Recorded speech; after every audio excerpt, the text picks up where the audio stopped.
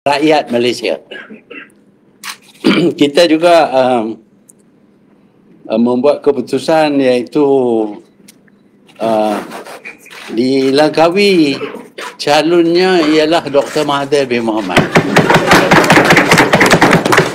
Tapi bukan sebagai calon bakal Perdana Menteri, calon sebagai wakil rakyat saja. Kita tidak tentukan siapa yang akan jadi Perdana Menteri, kerana ia calon untuk Perdana Menteri itu relevan kalau kita menang aja. Kalau kita kalah tak relevan. Kita juga akan letak bilangan calon seramai 120 atau lebih. Dan ini mungkin juga termasuk calon di Sabah. Selain daripada itu, kita bersetuju untuk memikir tentang kemungkinan bekerjasama dengan parti-parti yang sebulu dengan kita. Siapa tak, saya tak ada boleh nak, tapi kita nak sanggup bekerjasama kalau mereka ingin selamatkan negara kita ini daripada pemerintahan UMNO. Kerana kita dapati UMNO adalah sebuah parti yang tidak sama sekali mengambil berat tentang masalah rakyat. Yang mereka nak ialah untuk jadi Perdana Menteri dan menjadi kerajaan. Itu saja tujuan mereka. Mereka bercakap sepanjang masa bukan berkenaan dengan masalah yang dihadapi oleh rakyat, tetapi untuk mereka menang pilihan raya. Dalam perkara ini, mereka menyebut bahawa saya berkata UMNO akan menang. Saya tidak kata UMNO akan menang. Saya akan berkata bahawa UMNO akan menang dengan menggunakan wang, iaitu sogokan, bribery yang biasa diguna oleh UMNO. Dan ini adalah satu penyataan yang dibuat untuk memperingati rakyat supaya jangan terima sogokan. Kerana sogokan akan datang daripada orang yang tidak baik. Orang yang baik tidak perlu kepada sogokan. Kami dalam Gerakan Tanah Air tidak perlu kepada sogokan. Kalau kami dipilih, pilihlah kami kerana kami akan dirikan kerajaan yang akan memberi pandangan kepada masalah yang dihadapi oleh rakyat, khususnya orang Melayu yang rata-rata miskin dan mereka sedang menjual semua harta tanah mereka dan sebagainya. Tetapi kita juga ambil berat tentang masalah orang bukan Melayu. Dan dalam kerajaan yang kita akan dirikan, suara akan diberi juga kepada orang bukan Melayu. Walaupun kita tidak akan bekerjasama dengan parti-parti bukan Melayu. Inilah keputusan yang kita buat. Dan saya harap kita jangan percaya dakwaan yang dibuat oleh Zahid dan beberapa pemimpin UMNO yang berkata bahawa UMNO akan menang. Sebenarnya dengan gabungan antara Gerakan Tanah Air ini dengan ramai lagi parti-parti lain yang menolak UMNO, kami percaya UMNO akan kalah. Dan keadaan ini nampak jelas bahawa kerajaan UMNO ini, UMNO khususnya, tidak mempedulikan masalah rakyat seperti mengadakan pilihan raya di waktu banjir. Kita tahu di waktu banjir mungkin ada orang yang cedera dan sebagainya, dan ramai mungkin yang tak dapat mengundi pun. Jadi inilah cara UMNO mengadakan pilihan raya di waktu parti lawan menghadapi masalah kerana kita tidak punya wang yang banyak. Sebaliknya, UMNO akan menggunakan duit kerajaan dalam usaha untuk membantu rakyat dan sebagainya. Kami juga akan bantu rakyat, tapi sudah tentulah kami tidak dapat guna fasilitis kerajaan, duit kerajaan untuk membantu rakyat. Jadi diperkenalkan belanjawan, bukan untuk belanjawan. Diperkenalkan belanjawan yang baru ini khusus untuk pilihan raya. Semua orang dapat duit banyak, bagi duit sana sini. Kami tidak menentang pemberian duit kepada semua pihak. Bahkan kami akan perbaiki lagi lebih baik belanjawan ini, kerana terdapat banyak kelemahan dalam belanjawan ini. Terutamanya kita tidak yakin kerajaan ini mampu melaksanakan belanjawan mereka, kerana mereka terlibat dalam pengurusan, dalam melambat-lambatkan pengurusan, tidak sanggup berjumpa dengan pelabur. Mereka juga terlibat dengan rasuah. Seperti mana kita tahu, rasuah akan meningkatkan kos pelaksanaan yang ditentukan dalam belanjawan.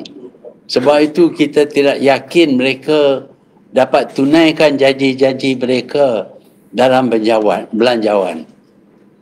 Sebaliknya, kita akan ambil alih belanjawan ini dan kita akan laksanakan dengan baik, dan kita akan tambah dengan peruntukan tertentu, kerana kita mempunyai mereka yang berpengalaman dalam pengurusan keuangan kerajaan.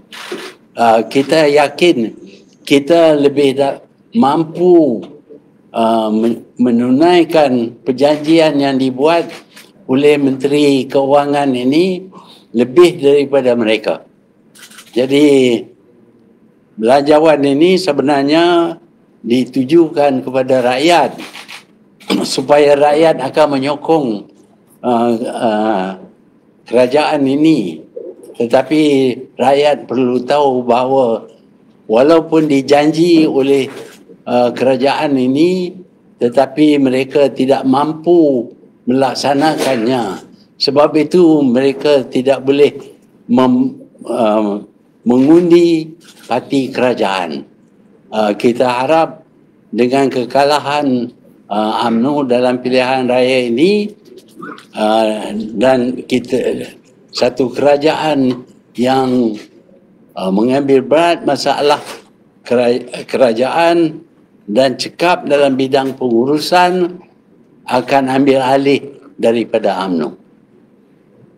Okey. Okay, we are open for question. Kita buka pada soalan. Siapa mula?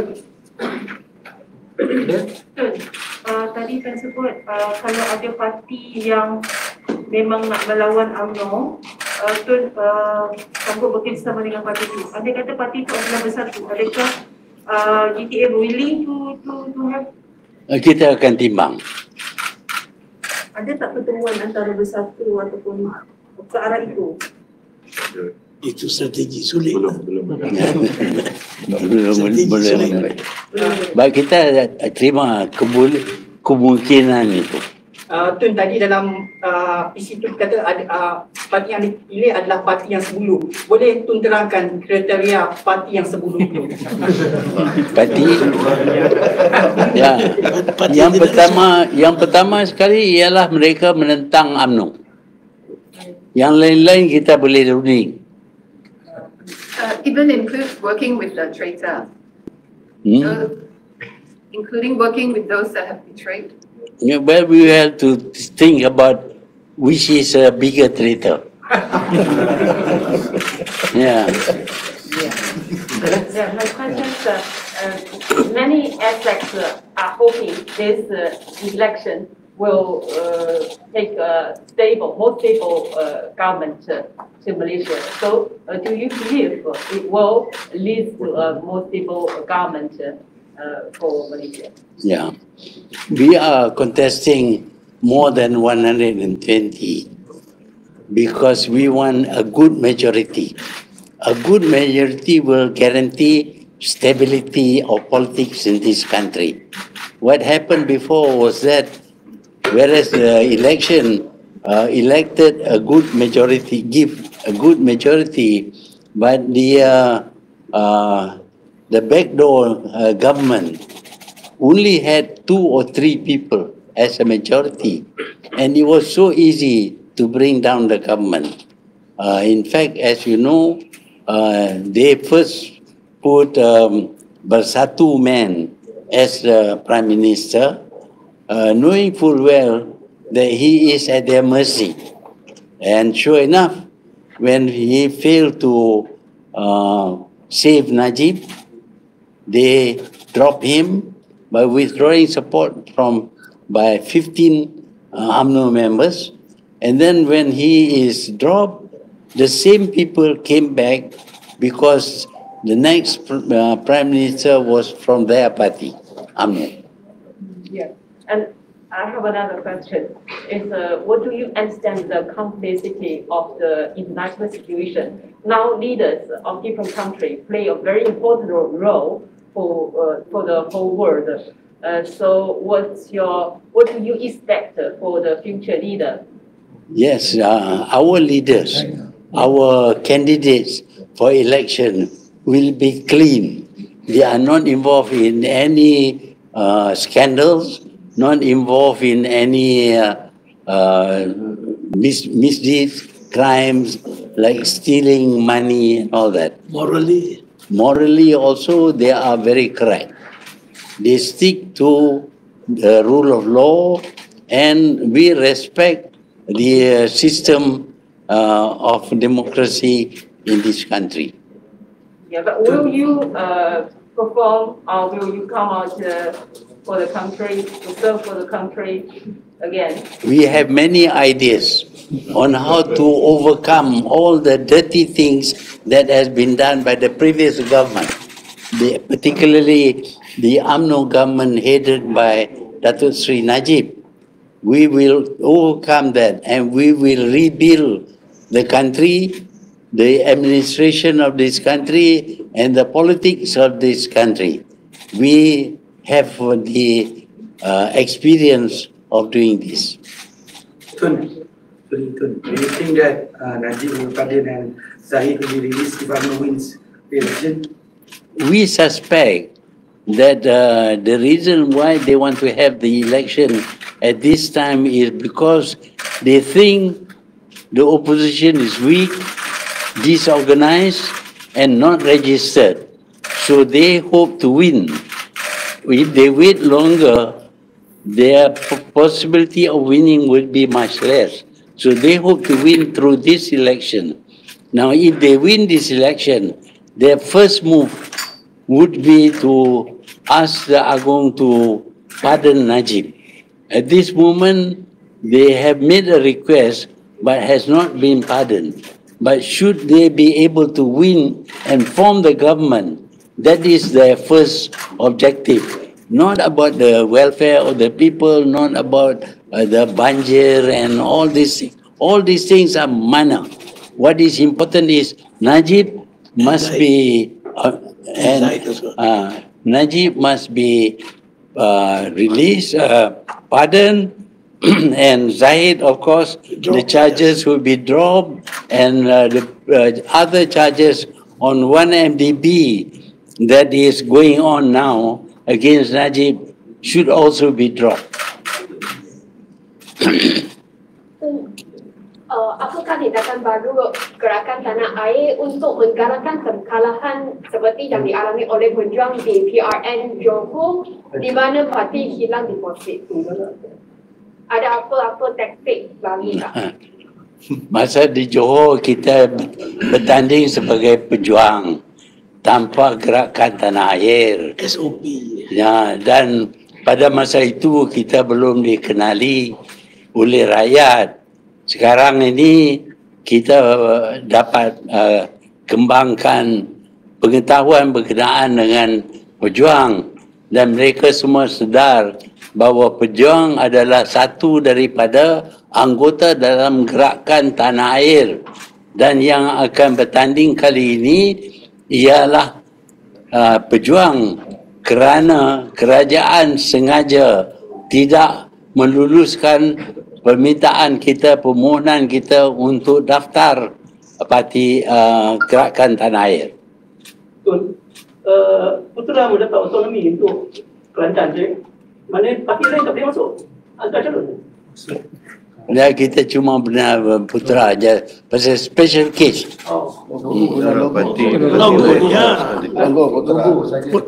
Calon pejuang, calon lain parti pun tak ada juga di Kelantan. Cuma guna logo putera saja. Okay. Tun, you think the floods, the heavy rains, all this before monsoon is going to affect the voters' turnout, and how is it going to affect your chances, the opposition's chances? Well, this is what is hoped by UMNO. They hope that when they hold the election during the floods, the number of voters coming out will be less. But they are in control of all the government machinery to move the voters to vote. So they can take their own voters to vote, but other the supporters of other opposition parties will not have that privilege. So it is a dirty trick played by UMNO. But it is typical of UMNO. When they are not strong, they will abuse the power that they have. Parti Melayu dilihat terlalu banyak dan berpecah sekarang. So adakah Tun risau ni mungkin memudaratkan masa depan orang Melayu kerana kemungkinan besar dia ada satu gabungan parti akan menang dalam PRU? Ya, kita dah 4 buah parti politik berada dalam gerakan, dan ramai daripada orang yang ada dalam NGO, mereka nampak peluang untuk mereka juga menyuarakan pendapat mereka, mengundi dalam pilihan raya ini. Walaupun mengadakan calon bebas, parti kecil, semua itu mereka tahu mereka tak mungkin menang, jauh sekali daripada menubuh kerajaan. Betul. Apa pandangan Tun mengenai Pakatan Harapan yang tidak mahu bubar Don Negeri dan berdepan dengan UMNO selepas PRU ni? Sekali lagi, macam mana? Even pass. Ya, banyak ini kerajaan berpendapat bahawa masa tidak sesuai untuk pilihan raya. Sebab itu mereka perlu mengadakan pilihan raya Dewan Undangan Negeri. Jadi saya percaya beberapa buah negeri tidak adakan pilihan raya di peringkat negeri, cuma di peringkat parlimen saja. Tapi strategi itu boleh mendatangkan hasil atau macam mana? Sebab dia terpaksa berdepan dengan UMNO dengan kekuatan satu negara turun ke negeri dia pun. Macam mana? Dia sama jugalah, kita pun tubuh kepada pilihan raya parlimen juga. Bukan saja UMNO. It will involve more cost, right? Each time you hold a state election, there will be more money having to spend. Yeah, for us it is good because we don't have the money, or they have tons of money, because the money stolen by Najib is still with him. He hasn't returned the money, and he says he's with Jolo. Jolo is his keeper, he is his friend, so he gives the money to Jolo. And when he needs money, Jolo comes and signs a check and puts in his account. That is well known. At the moment, we're not interested in state, interested in federal government. What's your own plan for the next election? Will you attend the next election? what's your own plan? For the next Yeah, election. for the next election. Will you attend the next election? Yes. Next election, I won't be around. Kalau kita tengok pada PRU 15 ni, pengundi umur 18 tahun dah boleh mengundi ya. Jadi apa strategi GPA ni? Adakah akan meletakkan calon-calon yang muda untuk? Ya, kita akan letak calon yang muda. Tapi taklah umur 18 tahun. Mungkin lebih daripada itu. Tapi golongan muda lah. Dan wanita. Dan wanita juga kita akan letak. Tapi kita nak kena pilih calon juga. Kadang-kadang walaupun kita nak letak 30%, tapi kalau tidak ada calon yang bersedia, apa kita nak boleh buat? Mereka letak calon lain lah. Berapa peruntukan untuk kerusi calon-calon yang muda dan wanita ni dalam SDN? Belum decide lagi. Belum kita putus lagi. Tapi untuk wanita kita ikut lah, kalau boleh 30%. Tapi susah nak dapat 30%. Makali you kalau nak jadi calon boleh lah. Calon muda. Calon muda. Wanita. Well, do you think GE15 will produce clear results where we can have a stable government finally with clear majority, or do you think it will still be a hung situation? What's your biggest fear? Well, the law against hopping has been passed, but the hopping is confined to hopping by single person. But if a party decides officially that they want to join with another party, that is permissible. So without these people hopping from one party to another, that will contribute towards stability. But also, we have to show the people that we want to help the people, not just because we want to become the government, but our intention is to work for the people, because the people are facing a lot of problems, not least, of course, the after effects of the pandemic, and then the rotten way of managing the economy, the amount of money that will be taken from development in order to pay loans. All these things will be done by will be done by UMNO if it wins. But we have other means of managing their finance. Boleh? Ada soalan lagi? Okay. So, will you work with Anwar again for GP? Apa dia? Will you working with Anwar again for GP? The question should be given to him. Ask him, will he work with me? The problem is he doesn't want to work with me. I'm a very nice man. Okay?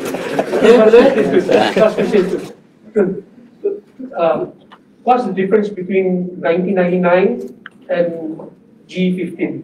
Both were held during the monsoon period. So what is the difference now and then? Then the government won really big. In 99, the weather had not changed much. Climate change. The climate change was not much. But this time we know that all over the world, very severe floods and strong winds, storms are occurring. This is a different phenomenon. That is why we feel that it is not a suitable time for us to have the election. But of course, UMNO being UMNO, abusing power is something that is endemic as far as UMNO is concerned. Do you think the whole world will come to a nuclear war or to the third world war? I think I will ask Mr. Putin. Mr. Putin knows more about that. But I think that this war is a stupid war. There shouldn't be any wars at all. they should negotiate and decide on what they need to do. As between NATO, which wants to Ukraine to join and therefore become a same border with Russia, and Russia's fear of Western aggressiveness because of NATO. Yeah, with that question, we conclude the session. Terima kasih semua. Terima kasih. Domo arigatou gozaimasu. Foto.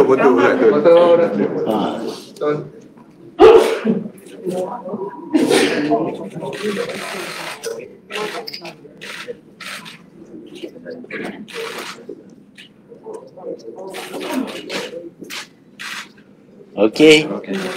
Thank you.